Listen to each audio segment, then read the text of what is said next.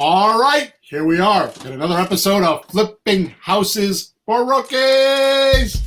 We are on episode number 270. Welcome to the hottest real estate topics on the planet, keeping you up to date with all the creative ways to buy and sell real estate without bank qualifying. So anyone can build real income starting today. Buys houses another in great America show with Dealmaker from another Bill country and Pete the virtually. Rookie. Oh my goodness. So in case you're watching us on video on the live stream, I have Marav with us. She's from another country, which she'll tell us about in a few minutes. But let's get through the description.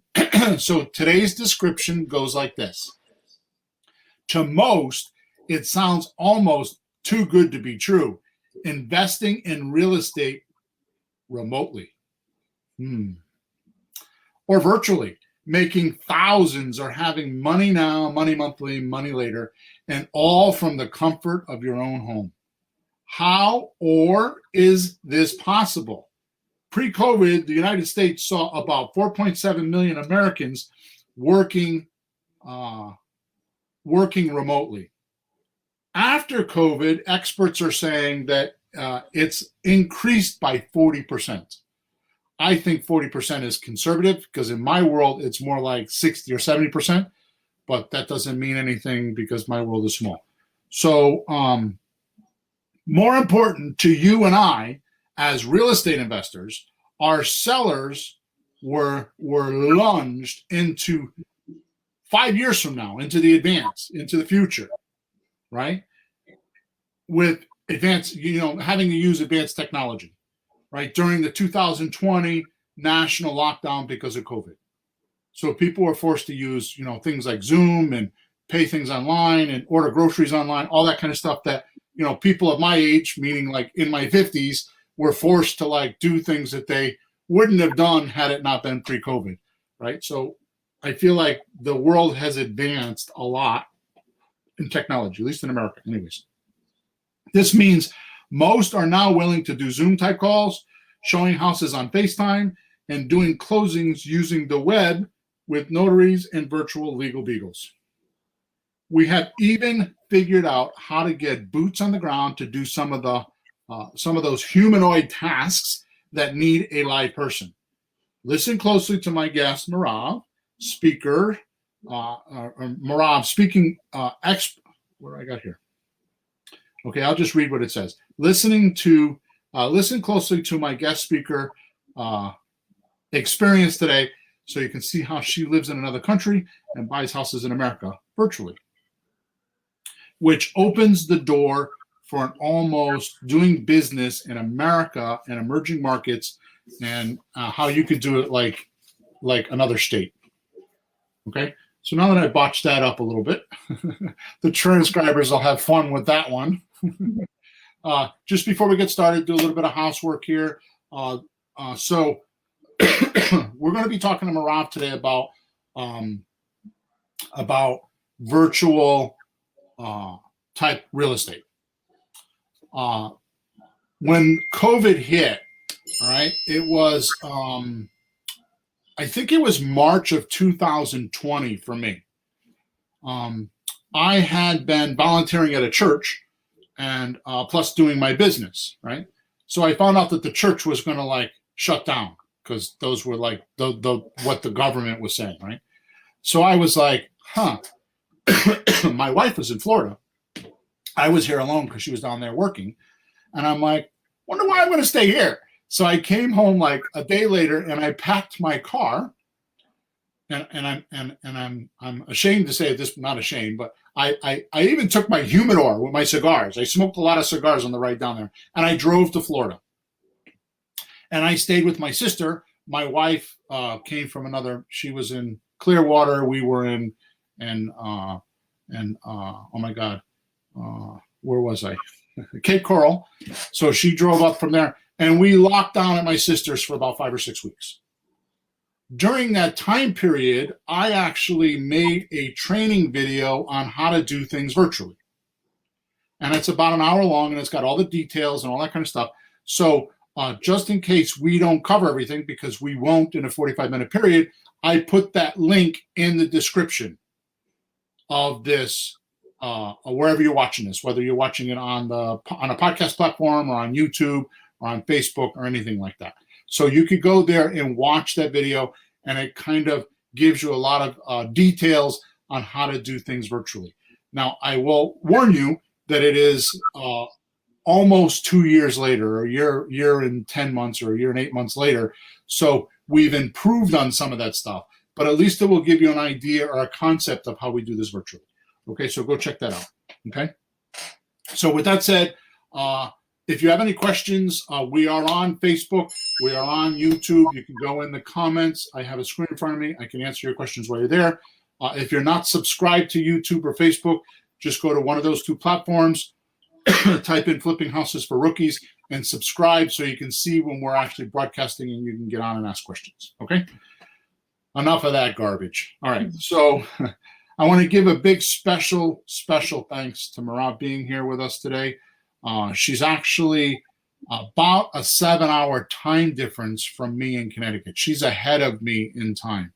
So it's not like I just call her up and say, hey, we have to schedule our time in advance. There's a few emails and texting going back and forth and a few things to be able to coordinate our time together. Okay. So Marav, enough of me talking. Let me just shut up for a minute. And why don't you just give us some idea of who you are and what you are and maybe why you're here. So sure. Go ahead. I'll shut up. Well, wouldn't it be cool if I was actually 7 hours with you? Like I would know things 7 hours before you knew. Just something that popped into my head. I'm interesting. Yeah, it's the same. It's just, I am in a faraway country in another continent. I am in Israel. We have a 7-hour time difference.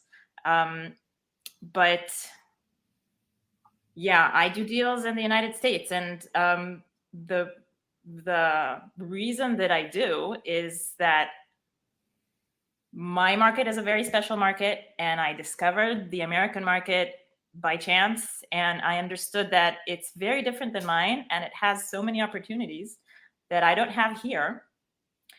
And I think I started a few years before COVID, and things were very new in the virtual real estate world.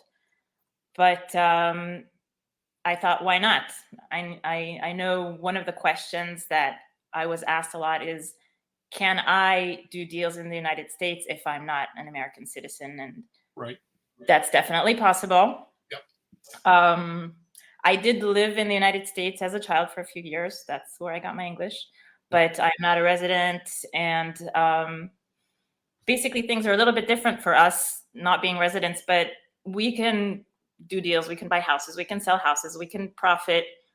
So I'd like to just clarify 1 second, because I know that we've talked about this. I mean, it's not like it's like, Israel and America. It's like completely different because your tax laws are different.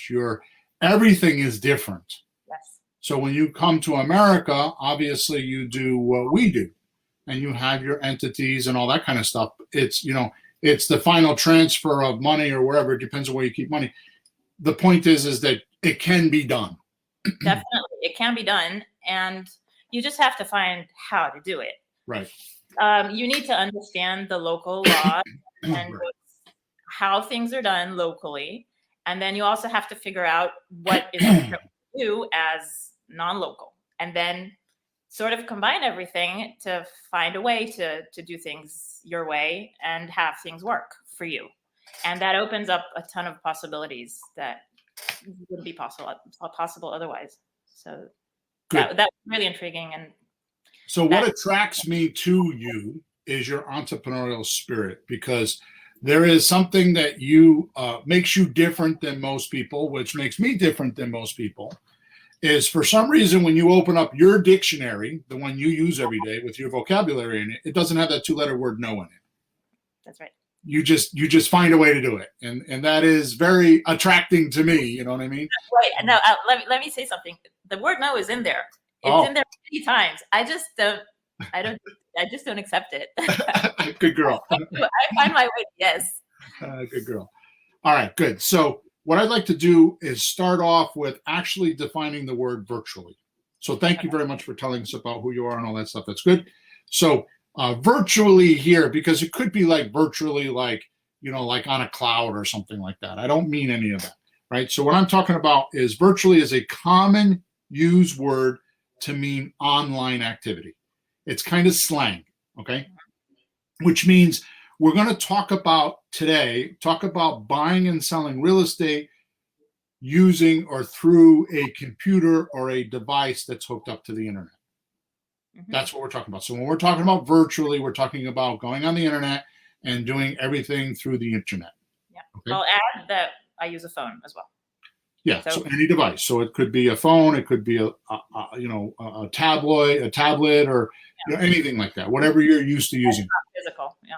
Me personally, if I don't have my 20-something inch screen in front of me, I'm not at home. Okay. So I don't know how you guys do it, but I know Sean, one of my partners, I mean, that kid is always on the phone. I mean, he does everything on the phone. I don't know how he does it, but that's just the way it is. So it doesn't matter. It's whatever you're used to, right? So knowing this, I would like to bring to surface why I asked Merav here today to talk about this virtual subject. In my 20 plus years of doing real estate, I apologize for the coughing. If you haven't heard the last couple podcasts, I had a pretty bad case of COVID and I'm still not over it. So it's either you put up with my coughing or we don't do a podcast. And we voted that the coughing was okay. So I hope it's okay with you. So in my 20 plus years of doing real estate transactions, I've spent most of my time working in my local area, or as we say in the business kind of slang, in my backyard. Okay. Then I read a book some years ago by Dave Lindahl, and his last name is spelled Lindahl, Lindahl. Dave Lindahl. He's a big apartment guy in Massachusetts, and it's called Emerging Real Estate Markets. And prior to doing virtual deals, this book didn't mean much to me, but I connected the dots with the virtual in the emerging markets, and it was like, oh my God. And Peter and I had a lot of conversations about this. In fact, Pete and I did a whole podcast on this, episode 197, which is predictable gargantuan profits found in real estate emerging markets. And we spent like an hour and a half talking about emerging markets and how they work and why it's important to us, right?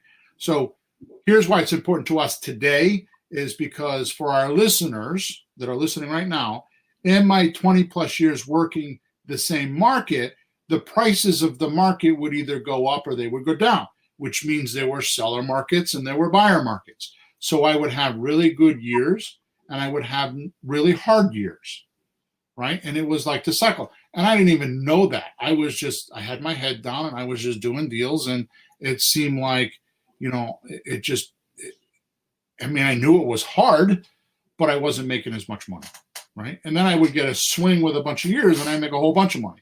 So an emerging market means that, basically you're buying it on a low, right? You're getting in when it's low. And then all of a sudden something happens, and Dave explains it in his book. It has everything to do with management of a city and all that kind of stuff. Something happens and all of a sudden money swoops into that area, usually other investors or something, and all of a sudden the prices go up and you bought low. So the object, the old idiom is buy low, sell high, has everything to do with this concept, okay? So, which by the way, high markets and low markets each have their own difficulties. Like, for example, when a market is high, the market is high like it is right now, it's hard to buy because everything's so expensive, right? And then when you get in a low market and it's a buyer's market, it's hard to sell. So they have their own difficulties, right? So by doing virtual deals, this is the point that I'm trying to make here in a long story, is by doing virtual deals like what we're going to talk about with Merav in a minute, is that meant now I don't have to stay in my own backyard anymore. So I can go do my research, which is a thing in itself, and I can figure out based on Dave Lindahl's book, like where's there an emerging market and where is there not? He names four types of markets, and I would name. So Peter and I would do this research, and we would find where these markets were, and because we could do virtual, we could move into that city with local phone numbers and local ability to communicate with these people and do business in those cities.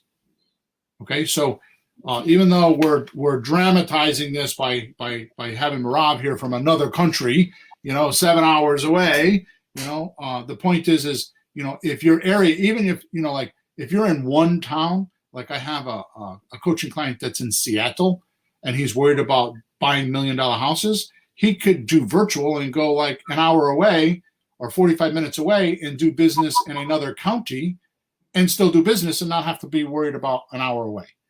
Right. So that's all the point is that I'm trying to make here. So, the point is if you get in at the right time with the right emerging markets, you can ride the wave and you could do really well for yourself. There's no more the restrictions of, that's not my backyard, or I can't do a deal there because it's an hour away. All right. So enough bill talk. I think I got my point across. So Merab, the first question I have for you is about deal hunting, right? Yeah. So because you're so far away, do you find anything different than what I teach? Now, I don't know if you must use other materials because I'm not the only person that teaches it, but what I teach or what others teach to find deals, you find it's different because of your location for deal hunting? It's any place else other than where I actually live, which is Tel Aviv, would mean I would have to, leave my comfort zone, leave my backyard, and start looking in different ways. What I usually do is, decide where I want to. So you choose the farm market. I choose my market. Different ways, and I talk to people and I understand about, where people are investing and what's going on. And I have my parameters, right, which I base my searches on. I could change that eventually. That's not something that's strict. It's just something that, okay, let's just decide, because there are many markets out there. And then I just say, okay, let's try this market, or let's try this market, or maybe two at a time. Sure. And then I just go online and start research, basically using, Zillow and all kinds of websites that are openly out there for anybody to look at. At some point, I also, started getting paid services that give me more information, and I find an area, and then I understand like which neighborhoods are, I wouldn't say good or bad, because each neighborhood has a different aspects. Some are cheaper, some are more expensive, more crime, less crime, different kinds of, populations and income ratios. And I do. Now look at what you call emerging markets. But you would do that even if it was your own backyard. You would want to do all that. You might feel like you have a feeling, right, that this is a good market because you're driving around and you see signs and you hear realtors talking all that stuff, but you're still going to want to do all that research, right? For sure. Definitely, yes. The only thing is really the feeling that you have, like, oh, I feel this area. And sometimes on screen, you're missing that feeling. Yeah. But that doesn't stop me. I'd rather miss that feeling, but go with different parameters and different information than not. Well, just to flip it around, if you had that feeling and don't have all the stats you had, it could be just as bad, right? Definitely. I need all the information, and I think that information is actually most valuable. Right. And yeah, these are things that you can't feel. You need the input. You need the statistics. Anybody that's listening, the link in the description, I actually go over some of this, how to find a farm market. Like, for example, if you go to Zillow.com / I think it's home-values, you can get a lot of data from there. You can find out how much the average price of houses are in a certain area. You can figure out what they rent for. There's a lot of information there. Zillow is in a very precarious place right now. Zillow is like how Google was when they first launched and how Facebook was when they first launched. They had a ton of traffic and spending thousands or hundreds of thousands of dollars a month just to keep the doors open. So they need to learn how to monetize, right? Which means learn how to use their traffic for money. And Zillow's in that right now. What they're trying to do is they're trying to use realtors to pay them for advertising. I don't think it's going to work. I think it's their demise. But that's none of my, they're much smarter people than I am because they got the site called Zillow, right? But I just think that that's not what the populace wants. They don't want to be sold. They don't want a realtor call them 15 times to see if they want to sell their house.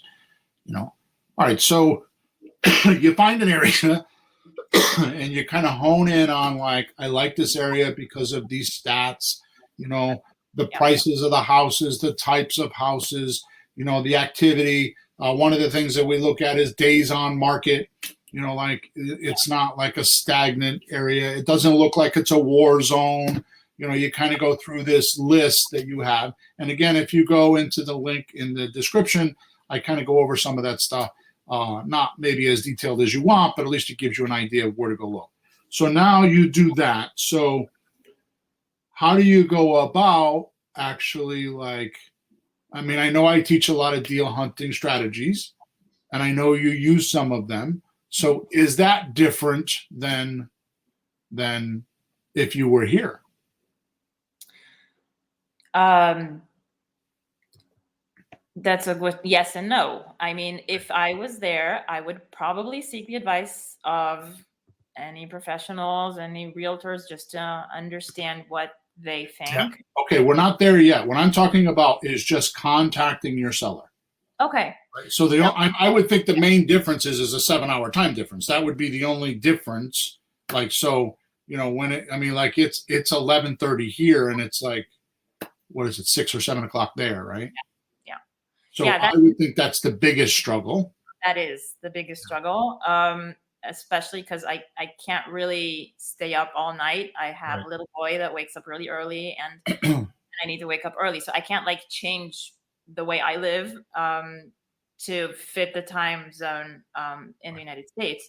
So sometimes it's difficult. Scheduling calls is difficult. So what I do, in the beginning, what I use are services that, for example, one of the services that I use sends out text messages, and then I can write the text message whenever I have time and it's comfortable for me, and then just schedule it for later in the day, which would be my night.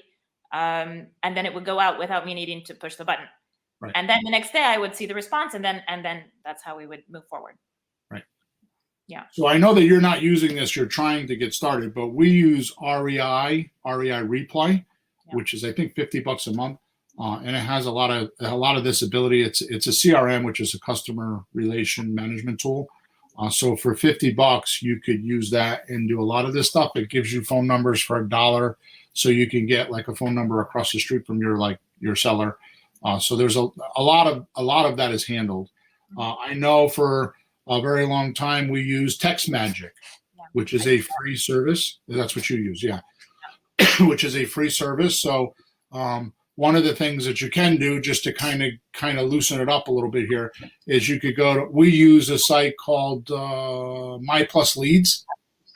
We'll go there. Their prices have doubled or tripled since I started telling about this. So I'm sorry about that part, but it has nothing to do with me and I'm not an affiliate. But for $50 or $60 a month, you can go in there and get for sale by owners in that area. And you can download. So you could go back. The reason why I use My Plus Leads is because they just don't dump them in your email box like most services do. There's actually a dashboard, and you could go back and you could say, I want leads for 2 weeks, the last 2 weeks, or the last 7 months. And you can generate a list of, say, a couple hundred names, right? So you download that list, and you upload it into TextMagic, and you just start texting like what you're saying every day. So the cool thing that I like is that you might be texting at, at whatever time, your time, 8 o'clock at night, which is, 1 o'clock our afternoon. You don't, like you said, you don't have to respond just because the text adequate till tomorrow when you get up. Yeah. Right. That is true. And it makes it manageable.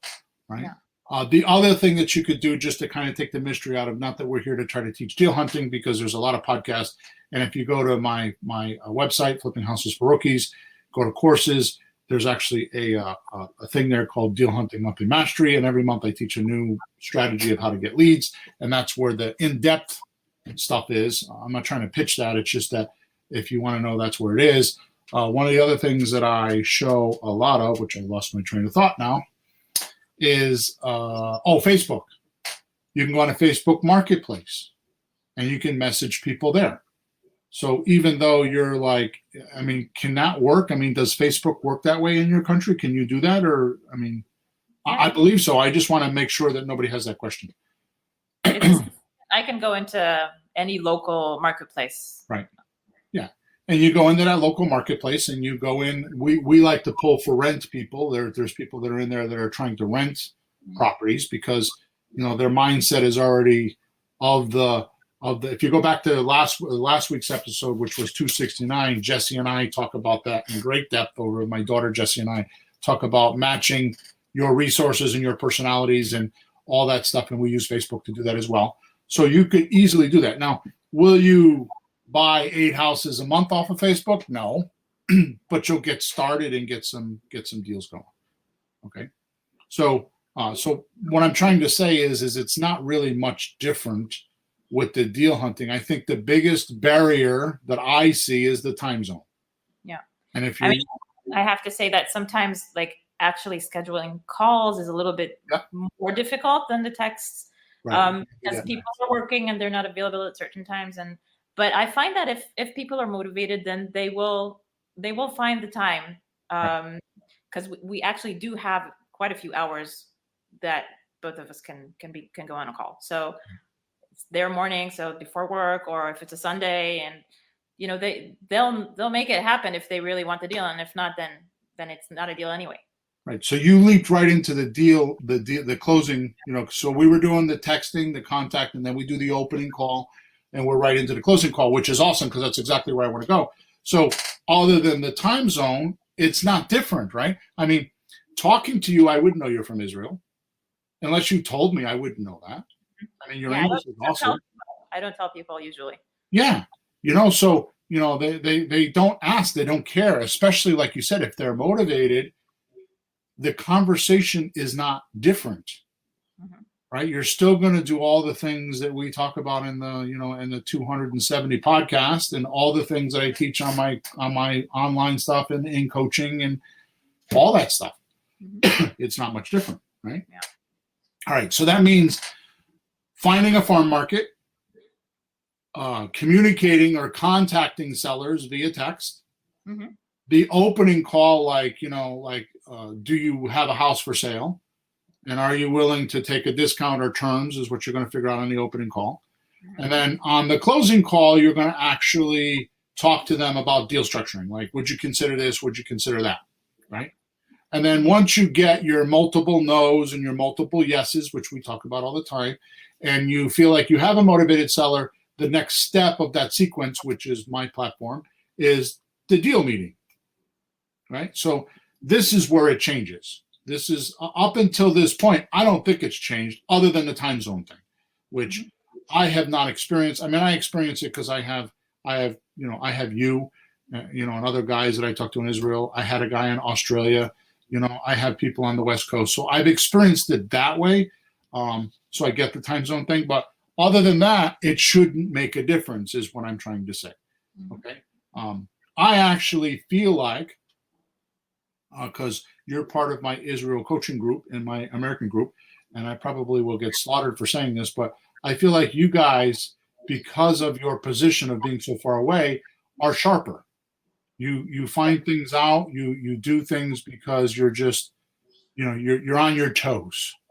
Where here we kind of take some things for granted. You know what I mean? So I find that as a coach very pleasurable, right? Because you guys are like on your toes. Okay. So it's either nothing. So right. And your passion is really cool. I mean, I've got the elite of the elites. You know, I don't have like a bunch of coaching clients in Israel, but the ones I got are really good. Okay, so that means that the deal meeting now. So let me just go over this again. The system is you find your farm market, you contact people, by text, you get on the phone with them. So the purpose of texting them is to get on the phone with them and do an opening call. The purpose of the opening call is to find out if they're willing to take a discount or terms, right? That makes them a prospect or a suspect for us, not for selling the house, just for us. And then once we figure out if they're willing to at least talk about it, we have that conversation in the closing call, which is where we talk about deal structuring and would you consider this and would you consider that? And we try to find out where their willingness is and what they're able to do in their own mind without their restrictions. Okay, so once we get that, the next thing we're going to want to do is we're going to want to get some paperwork done. Now, we use a memorandum, which is kind of like a one-page document that kind of isolates the whole deal on one page. Like, I'm going to pay $159, I'm going to pay $1,300 a month, I'm going to go for 2 years, those things. Which we've talked about in the past, because the 4 things that you need to have as an acquisition manager is you need to know the price, you need to know the monthly payment, you need to know the term, the time amount, and if they talk about it, the deposit. So all that stuff is on the memorandum. We're going to clarify that. We're going to send it over to them, and they're going to sign it. And we do that virtually with like DocuSign or something similar to that, right? Once they sign that, now we're ready to do the deal meeting. Now, if you notice, and Rob, you know this because we talk about this all the time, we have not, hear me loudly, the word is not, N-O-T, capital letters, talked about the house. Up until this point, we have not talked about the house because we don't care about the house, right? Up until this point. We talked about their motivation, what they're willing to do, how much they're willing to accept, and if it matches something we can do or how we can help them, or more importantly, it has nothing to do with us. If it matches a way that we can hit the most amount of buyers and have the best advantage to the buyers, then we do it, right? I mean, if they're asking $200,000 and they want $220,000 by next week, how many buyers will we have, right? But if they're asking $220,000 and they're willing to take no money down and they're willing to take, $1,300 a month, well, that opens the door up to finding a lot of buyers because we can offer a house for sale, no bank qualifying, and and we can go at it, right? So now we go from selling the house to selling financing, right? So the point that I'm trying to make here is that we qualified all that. We got them to sign the memorandum. Now we need to go look at the house. We need to qualify the house, and that's where it's done in the deal meeting. Okay, so first thing we want to talk about is the inspection. So I'm going to let you talk because I feel like I'm talking too much.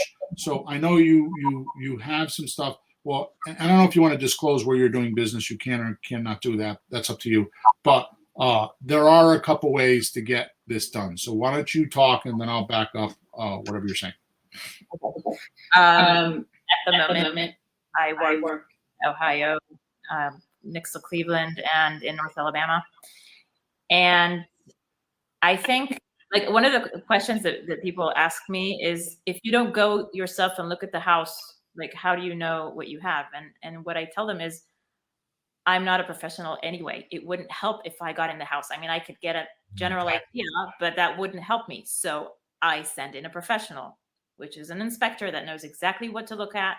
And they take pictures of every little crack of anything that could be important to know if I intend to purchase this property.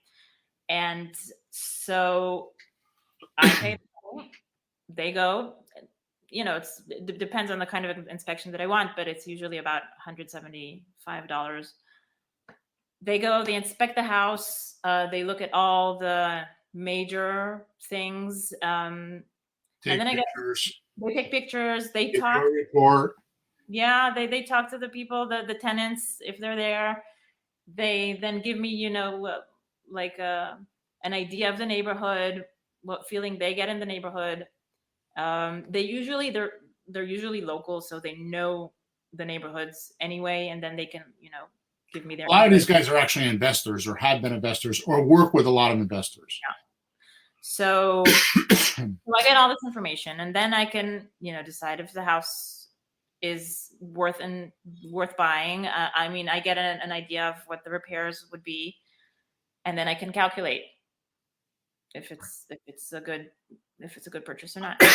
So a couple things. You can go on to it's called it used to call Angie's List, but it's now called Angie.com. She changed her name. So there's contractors in there that you can find. Mm-hmm. You can also go on Craigslist and post an ad, and you can find them that way. Another way is Thumbtack. Thumbtack works really well. We usually do it in our networking. Somebody knows somebody. That's how you found a guy, because I knew somebody, right? So you could do some networking. You could also go on Facebook and do some research on Facebook. So finding boots on the ground is not hard. I will tell you that probably the best way to do it blindfolded, meaning you don't know anything and you're brand new, is look for property management companies. Because often you're going to want to have a property management company, so you might as well have them go out there and inspect it. Most property management companies are realtors, so they have those connections and will give you the name of a guy or a girl that could go out and do the inspection. That's if you're going to do it blindfolded. Okay. Also, there's a company called, I think it's called WeGoLook.com. They'll actually go out and take pictures. They won't give you the value and the feel for the neighborhood, although they may if they know it. But minimally, you could get them to go out and just take pictures so you can make your own decision. So we just gave you, in about a few minutes, a lot of options or a lot of choices that you could do it. The point that I'm trying to make here is that it's not a barrier unless you make it a barrier. Yeah. You're going to have to do some legwork like you did, right? Yeah. And I have to add that I really like working with recommendations from other people. I mean, I network a lot with other real estate entrepreneurs. Yep. And this is the most valuable information, like just to see like people who have worked with these people and were happy with them. Because sometimes if you work with somebody that nobody has ever tried out, then it's kind of risky. I mean, it could go well, it could not go well. Sometimes, I also look at Yelp and Google reviews that can point me in the right direction. It's not, completely, it can sometimes not be exactly what I was looking for. And right. Sometimes there are good reviews, and then it's just not, it's not a good. But here's the thing, Rob. I would do that if I had to hire a guy in my own town. I would still do all of that. Yeah. Right. I mean, if I have a brand new plumber, I would go check his reviews. I would type him in Google. I would go on Facebook and see what kind of a guy he is. Is he like the type of guy that's on Facebook, like, talking about beer and football parties all the time? Or is he like the type of guy that's like, talking about his family and taking his kid to a soccer game? You know what I mean? There's a big difference. Yeah. But I think that's really awesome that we have these possibilities, because I mean, it's not really new. Yep. I mean, it's been around for a few years, but that's not how investing used to be. Right. We didn't have all of that before. We didn't have all that. The sellers and buyers weren't they wouldn't accept it. Do a Zoom call? What is that? Yeah. Right? Yeah. Now it's like everybody knows what Zoom is. Yeah. Sending DocuSigns and things like that. Yep. It's amazing. My lawyer does it with me. My realtor sends me DocuSigns. I mean, I've got multiple deals going on. I mean, every other day I'm getting a DocuSign. We even close. I mean, we'll get to that, but we even close like with online notaries. Yep. So. Yep. All right, good. So I think we covered already the area and the comps, because I think the boots on the ground, if we do a little bit of research and we find the right person, which again is not horrible. I mean, just do some of the things we just talked about. Mm-hmm. You'll groove in.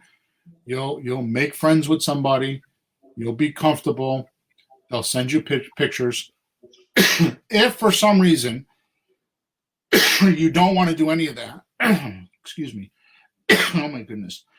If you don't want to do any of that, it's another link for me, but I tell you what you could do. And I know because I have people doing this. So if you go to flippinghousesforrookies.com/email course, there's a 14-day free email course that you can get from me. About 4 or 5 days in, I think it is, I actually have, we actually had you go out and be a reluctant buyer, which means that you're going out to houses and practicing with sellers without trying to buy the house or being committed. In that document, there's a thing called the in-house inspection. It's a 5-page inspection report that is designed not to find repairs, but to make you look really good with a seller. Like, where's the furnace? Where's the hot water heater? Where's the, how old is the roof? That kind of stuff, right? So if you were to go in that course, flippinghousesforrookies.com/email course, and you get in that course and you get that document, that in-house document, it's a 5-page document that says, that has all the things you should look at in a house, you could just have your seller on FaceTime. I mean, I don't know if you could do this from another country, but you could definitely do this in the United States, right? Put them on FaceTime and say, show me underneath the sink. Show me there's a spot on the roof there. Let me see that, and guide them around using this checklist so you don't miss anything. So if you wanted to do that, which is the harder way to do it, I'd prefer to spend $175 like what you do and have somebody else go do it. But some people may not want to spend $175, and this is a way you could do it. You could use that checklist, get them on some sort of a FaceTime, either with their phone or their iPad or their, or whatever device they had, their what do you call it, tabloid, or even a laptop, right? You could do that through Zoom, or you could do that through any one of the many virtual devices that you could use, and just have them walk around and show you the house. I mean, you could do that. If you go to Zoom, I'm sorry, not Zoom, Zillow, I think it's Zillow.com/in-house visit or something like that. Zillow actually has a service for free that the customer could take videos and upload them to Zillow, so you can go look at the pictures that way. So there is no shortage of ways to look at the house, and that's what I'm trying to make the point across here. I probably overwhelmed the listeners with all the ways they could do it. The point is that it can be done, and it's not difficult, right? It's not the hardest part like most people think. I think the hardest part is actually trying these things out and knowing that it might not go. It might not be perfect at the beginning. The people that you talk to or the professionals that you use, it might not be what you expect. But the thing is to not be scared to try it out, and then once you do, to go look for something better and better and better until you find your way. Right. That's good for you. I agree. So how about repairs? Let's talk about that for a couple of minutes, and then we're going to move on because I think we have a few more things to cover here. So I'm just going to stop talking. You just talk because I have my own ideas, obviously.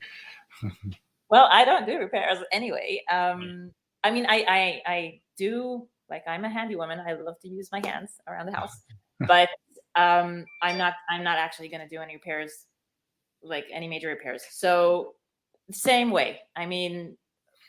Find professionals to do it. Send them in. Once you have the inspection, you know what needs to be done. You can also, like you said, use management companies because they're going to be, depending on the deal, but they might be the ones that later need to be, managing the property. So they know what needs to be done in order for the place to be rentable. And that's also something that you have to understand. Each local market has different standards and different styles, laws and stuff. Yeah.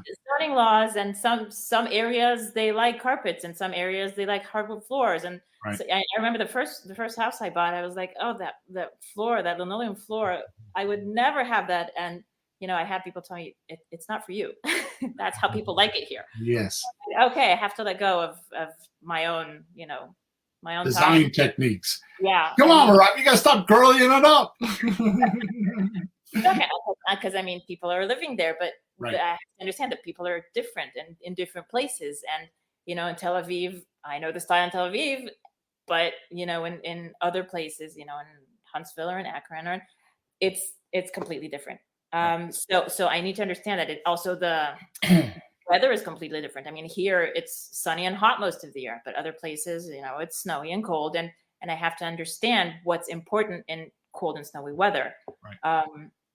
So these are things that Adjust to. you adjust to. You start learning. By talking to people and understanding, and then letting go of what and what you're used to. It's a mental thing, and saying, okay, I have to adjust myself to that place. That's what they like. That's what they need. And so also the management company, if I use one, or a realtor or whatever, if I decide to send one in, or even just a local person, if I just hire someone from Fiverr or from anywhere, I mean, I can find that out very easily, and I can find out what needs to be done for a place to be rentable, or for a place to be sold. That's all very valid. But at the end of the day, from my world, Bill's Planet, here's my answer. Okay. If you listen to me, which most don't, starting with my wife and my 2 daughters, okay? But if you listen to my theories, you should really be deal hunting for pretty houses anyways.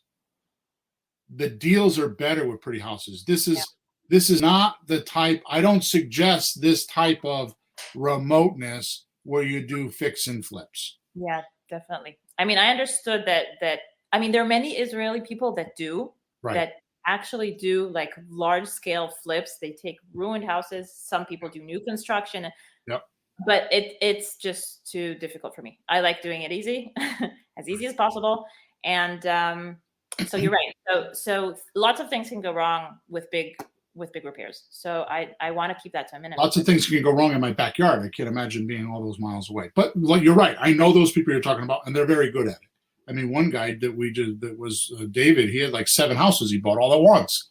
Yeah. But that's it. He's got a crew. He's very in tune with construction. He really knows that business really well. It's to me an aberration in the system.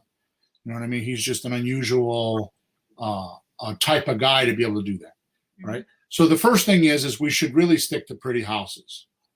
The second thing is the minor repairs that it does need, which is the last 5 years of my life. I can't tell you that I don't know why I didn't think of this earlier, but I sell them as a handyman special. And the reason why I get away with that is what I talked about earlier, is because I am not selling the house. I'm selling the financing.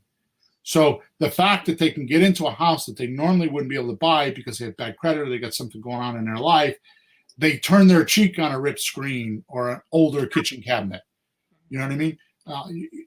You don't have to do all that stuff. Like I have a subject to deal that I'm doing right now, which means I took over the mortgage and I put the deed in my name and the kitchen is kind of ugly. Well, I'm like literally painting kitchen cabinets, which I would never think of doing in a rehab. But they look good and they're functionable. And this house is like in a really nice neighborhood. It's in a really good town, a great school system. It's got all these other things that will outweigh the fact that these kitchen cabinets are not today's 2021 style cabinets with a granite top. You know what I mean? So those are my 2 answers. But if you did need to do repairs, if you did need to do something, I agree with you wholeheartedly. The best thing to do is to dip into the property management resource, kind of decide who you want to use and get them to help you. And that's the biggest solution right there, if it did turn into that, right? Yeah. So good. All right. So the point that I want to make is that it's not that hard. Right. So really, my system, finding a farm market and then texting somebody and then getting on an opening call and then talking to somebody on the closing call, it doesn't really change until we get to the deal meeting. And we just went over some of the key points. of the deal meeting, right? Like the inspection and how to do the comps and, the repairs, which, by the way, comps are, the comparables are not easy. We just did a deal. You and I were just doing a deal, and it's like, we're trying to figure out the price of a property, and we're kind of like, this is saying that. Let's just go get a realtor and just have a realtor comp it. We have a realtor. We know somebody in the area. Ask them what it's worth. I mean, it doesn't take them much to do that, right? So, see, it's not that hard to do these closings, okay? And that's the point that I want to make is that, and Merav can't say it loud enough from the top of the steeple, it's a mindset. It's totally a mindset. And this is like, do I ride my horse and buggy, or do I drive a car? I mean, in 1920s, that's what it was like. I mean, this is, we're in 2020s now. It's the same decision. Do I ride my horse and buggy, or do I buy a car? You know what I mean? And that's really the same decision. It sounds kind of corny, but it is, because it's like technology. I mean, I've said it in many, many areas or many podcasts. And I mean, think of this, in 2020, United States citizens thought how cool we were with this technology of the automobile and how advanced our society was and how, we're just hot shit. You know what I mean? And then you look 100 years later and look at that car now. Look at the difference. And I feel that we're going through the same thing in 2020, 2021 with the internet. We think how cool we are. Look at this technology we have. Look how smart we are. We walk around with a phone in our pants, or in our back pocket. And we could I can call somebody from Israel. I'm in my car driving and I'm on the phone with my people in Israel 7 hours ahead of me, right? On WhatsApp or on Zoom or just a phone call, right? It's just amazing. We think how cool we are, but what's it going to be like in 5 years or 10 years or 20 years, just like the automobile? So we're in the beginning of this wild, wild west.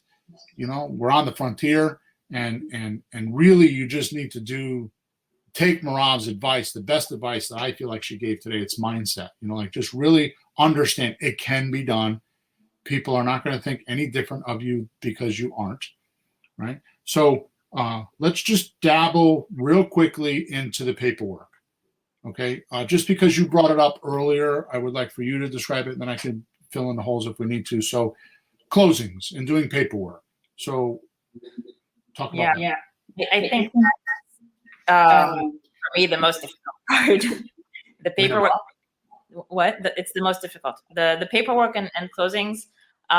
Since, first of all, and this is also a mindset thing, understanding that paperwork and legalities and processes are different than what I know locally. Right. And I need to learn these things. And I think the mindset of being open to learning something new and very different than what you know, you need to make an effort to do that. I mean, it's not easy in that sense. I mean, it's not difficult, but again, it's a mindset difficulty. So you have to be open to. The only thing that's difficult is knowing which document to use when. I think that's what you're speaking of. First of all, understanding the documents, understanding the process of what is a closing. But stop right there, because that's a coaching or that's a student gradient, right? So understanding the documents, when to use them, that whether you're doing deals in your backyard or you're doing them virtual, that's still there, correct? Mm-hmm. Do you agree? Yes, it's still there. I do agree with you, because that's what I do in the coaching group. That's what I spend most of my time doing is guiding people on which documents to use. Yes, because that's for me the most complicated, because these are houses, people are people, makes sense. Paperwork can sometimes not be very clear. I mean, I know the documents that you use are in English, not legalese. Exactly. And still, the process of what to use when and what happens at what point of the process, of the legal process. Right. And, one thing is, for example, closing on the property. Another thing is refinancing a property. That's something I'm doing now for the first time. I'm refinancing a property. It's not something that I'm, directly learning with you, although you're helping me a lot with that. But that's, I couldn't expect. And every time, like, there's something new, something extra, something missing, something that, and it's like, how difficult is this going to be? When will we finally get this thing closed?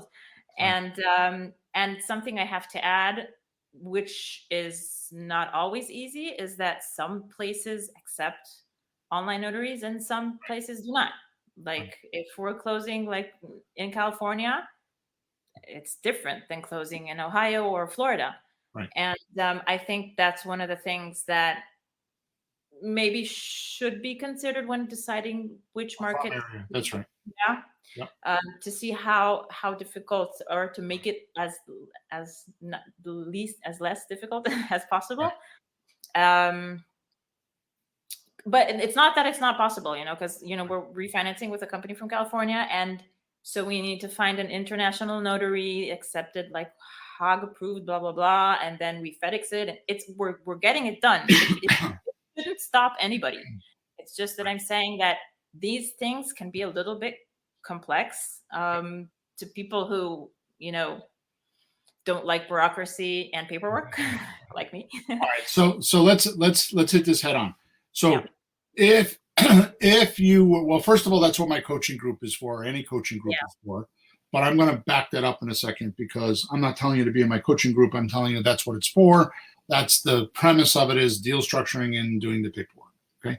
So everything in my system has its place, and that's the coaching group's place, right? More to the point, let's just say that you do understand the documents, and let's just say, actually, let me back up.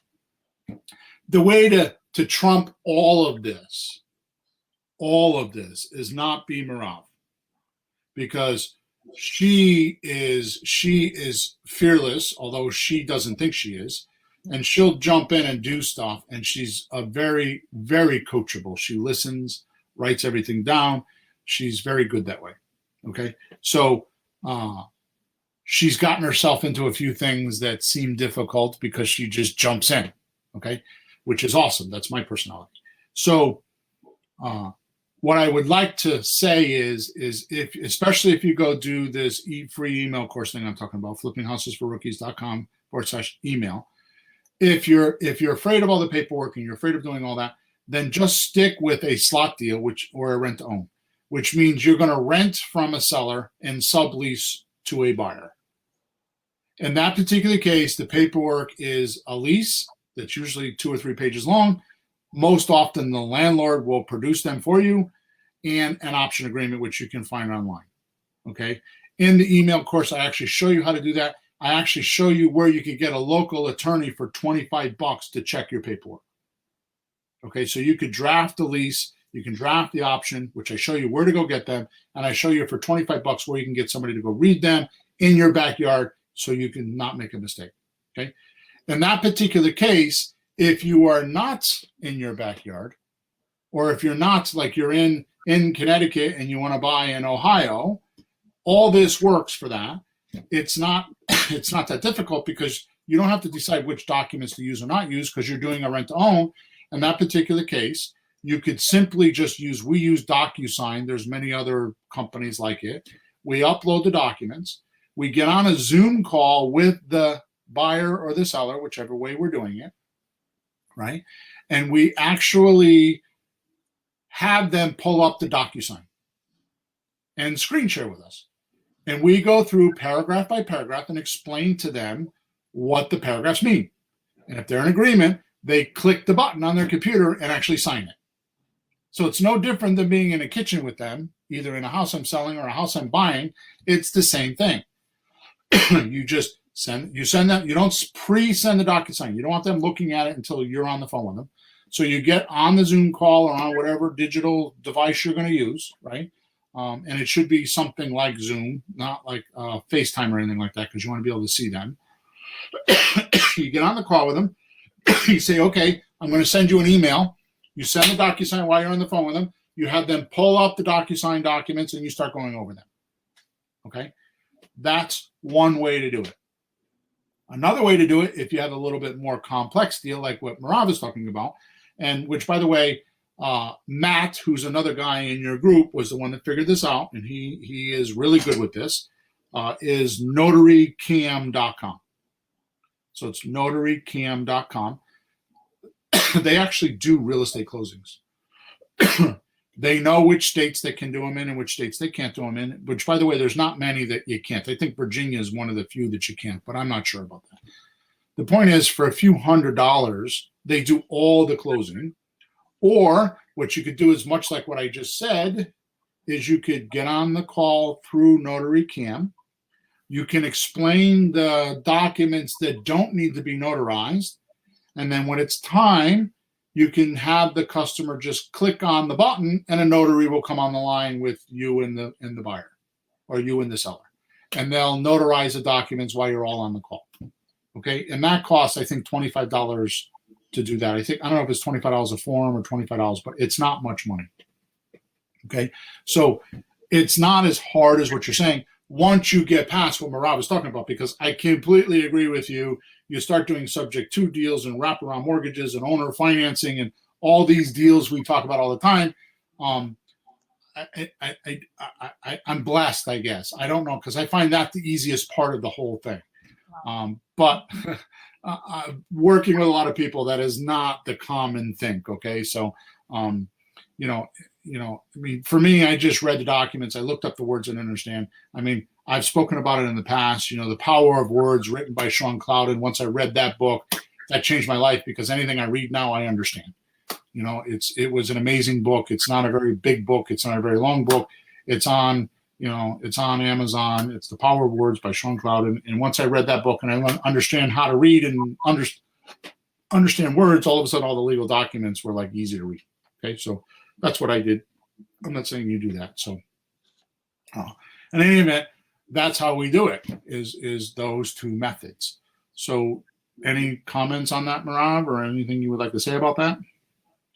Am I making it better than what it is, or is it really that way? And I think personally, I would say preference.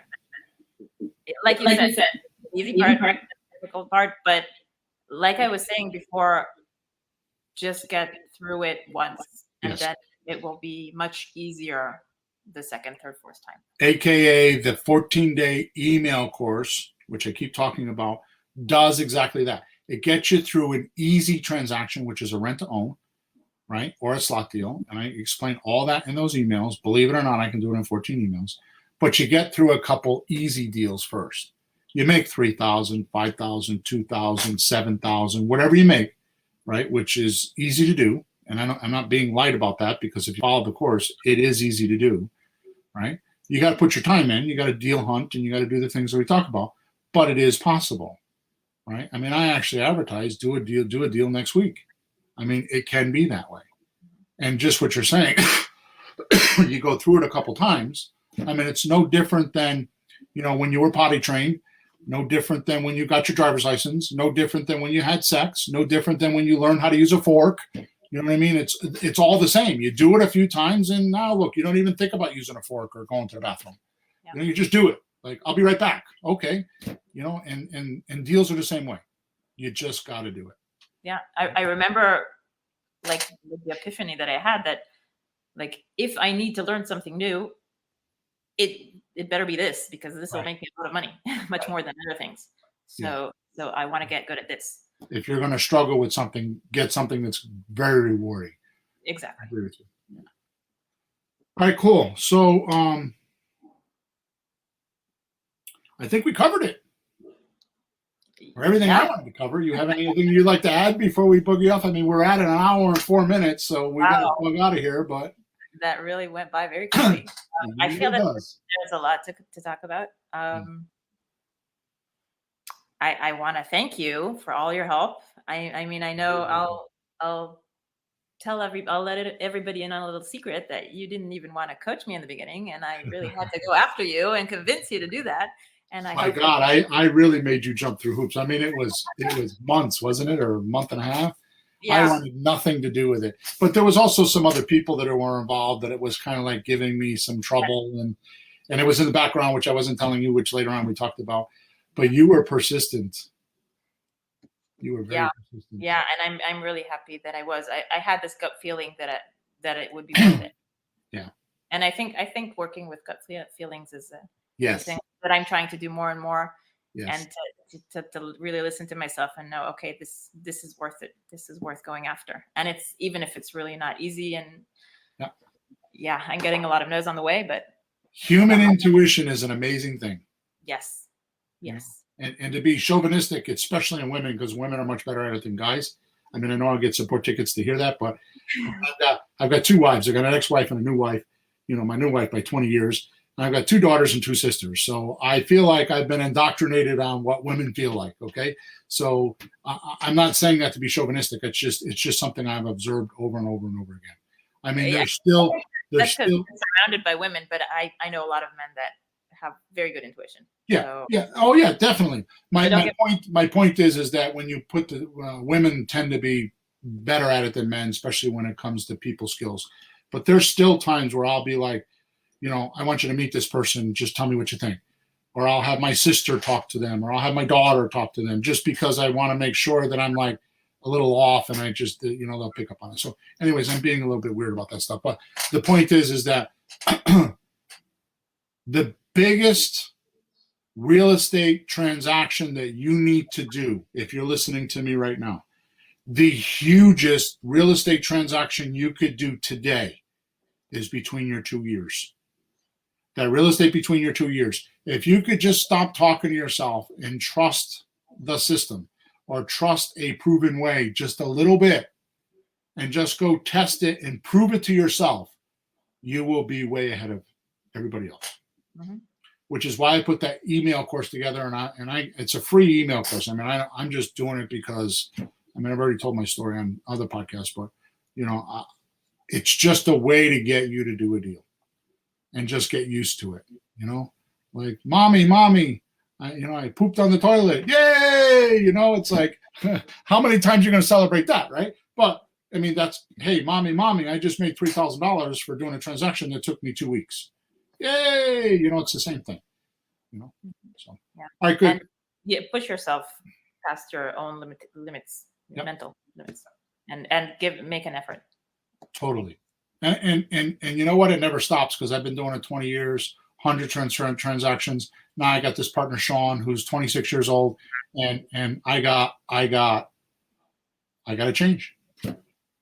That's because you keep developing, and the world keeps changing, and it will always be that way. So you just have to get into the habit of changing as well. Exactly. So I got to have not an open mind, but at least be willing to not be a hard ass on. Now, I have certain things that I'm not willing to change. Like, when I look at repairs, they're this, or, my numbers, like my rule of thumb math numbers, because I've been through so much. But, for the most part, a lot of the other stuff, I mean, and I know we're way over time, but he just kind of slapped me in the face a little bit, because, when I go to sell a house on a lease option, I let people into the house, I give them the lockbox code and tell them, go look. And he came up with, why are you doing that, Bill? I'm like, what are you talking about? He says, why don't you just have them take a picture of their driver's license before they enter the house? I'm like, huh? Mm-hmm. Never thought of it. Oh, yeah, I'll go into REI replay. The next day, he saw set up. He said, send people there. I'm like, what are you talking about? And he showed me the system. And I'm like, oh, my God. He completely updated it, because now they not only give me their driver's license, but after they're in the house, they get texted all the documents they need. They don't have to go to the front counter to get the documents. So if they get and it was like amazing, but I had to be willing to change, and I'm an old dog. So. But you learn a lot of new tricks, really. I do. I mean, not that I'm saying you're old. No, I don't agree with that. Yeah, but that's the point. The point is that old dogs can learn new tricks. You have to. Yeah, exactly. Yeah. Most don't, but the ones who do, they stay young. They stay young and they win. Yeah. All right, we got to bug out of here. We're way over time. Thank you so much. Thank you so much for being here. We haven't settled on this yet, but we were talking the other day about some confusions on slot deals and rent to own. So maybe I can sell you on or close you on coming back in a couple weeks and doing that. So we'll see what happens. So, Okay. all right, guys. Again, if you have any questions, you should go into the description of wherever you're listening to us or watching us. There's a link there that I made a video in March of 2020, the beginning of the pandemic, on how to do virtual deals.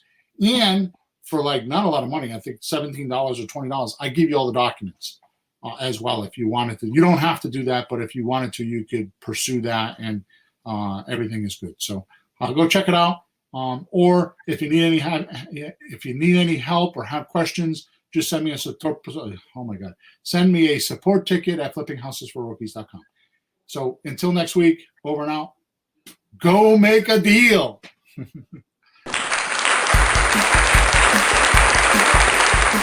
Thanks for tuning in to the hottest real estate topics on the planet with Bill and Pete. If you want to continue learning how to buy and sell real estate without money or credit, head over to flippinghouses.club for some cutting-edge real estate wealth tools. Or contact us at info@flippinghouses.club.